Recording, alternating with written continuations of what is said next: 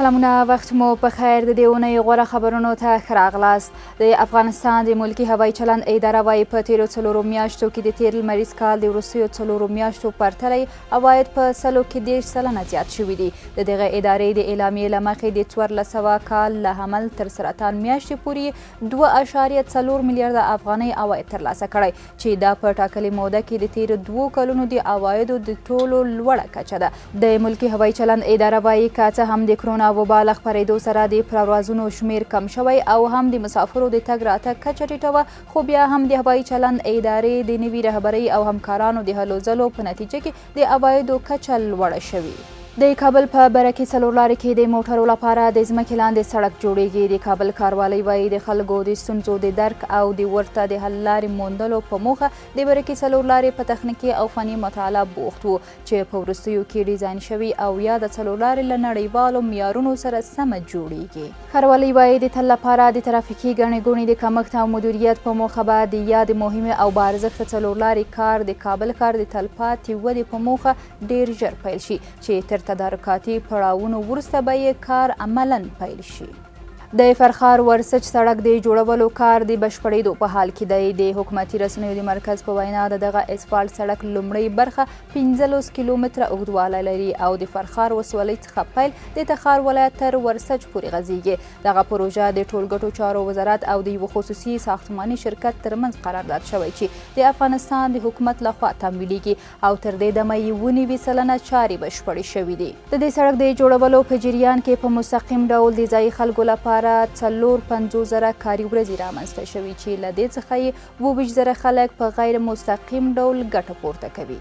په سرپل ولایت کې د 14 شنو خونو رغنیزې چارې پیل شوې. د افغانستان د کرنې، مالدارۍ او اوبو لګولو وزارت وایي دغه شنې خونې چې هره یوه یې 8 په 100 مترو کې ده د سرپل ولایت په مرکز او ولسوالیو کې جوړیږي. دغه وزارت ویلي یا د شنې خونې چې د رغولو ټولیز لګښت یې 15 میلیونه او 900 افغانۍ دی له تشویقي بودیجې څخه د سبو د کرکلې دودولو په پار جوړیږي. د کرنې وزارت د معلوماتو له مخې په یاد ولایت کې له دې وړاندې هم د کرنې ریاست او همکارو موسسو لخوا د سبو د کرکلې په پار 144 شنې خونې جوړې شوې دي.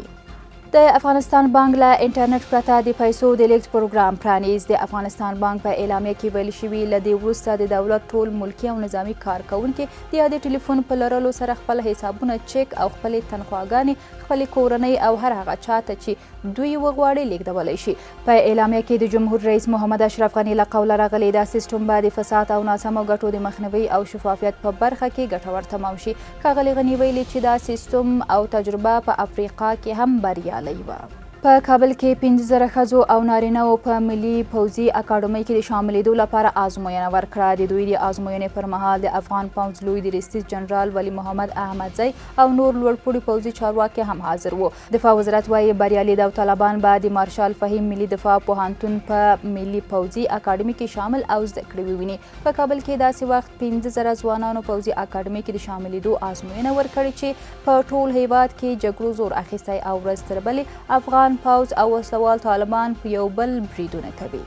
په پکتیا ولایت کې د زعفرانو 21 ننداریزې کروندې جوړیږي. د افغانستان د کرنې، مالدارۍ او اوبو لګولو وزارت وایي چې یادې ننداریزې کروندې به په مرکز احمد آباد، سید کرم، شواک، ګرده څیرۍ او وزې ځدران ولسوالیو کې د زعفرانو د تولید د زیاتوالي او دودولو په موخه جوړ شي. دغه وزارت ویلي د یادو سیمو بزګرانو ته د زعفرانو د پیازو د ویش لړۍ هم پیل شوې چې هر بزګر ته 1500 کیلو د زعفرانو تخم ورکول کیږي. د کرنې وزارت چارواکي وایي زعفران په لږه ځمکه کې ډیر حاصل ورکوي. د اوبو اړتیا یې کمه، کرنیزې چارې اسانه او د پکتیا اقلیم ورته ښه مناسب دی.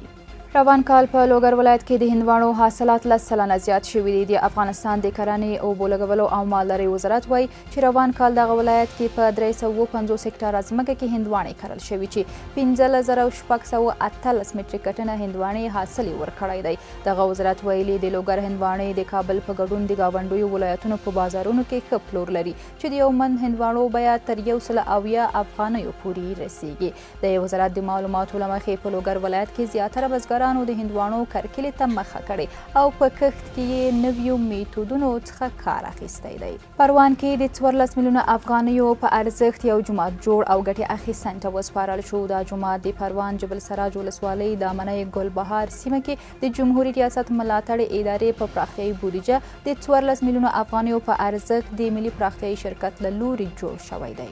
دا د دې اونۍ غوره خبرونه چې تاسو ته مو وړاندې کړل. تر بیا ښې چارې.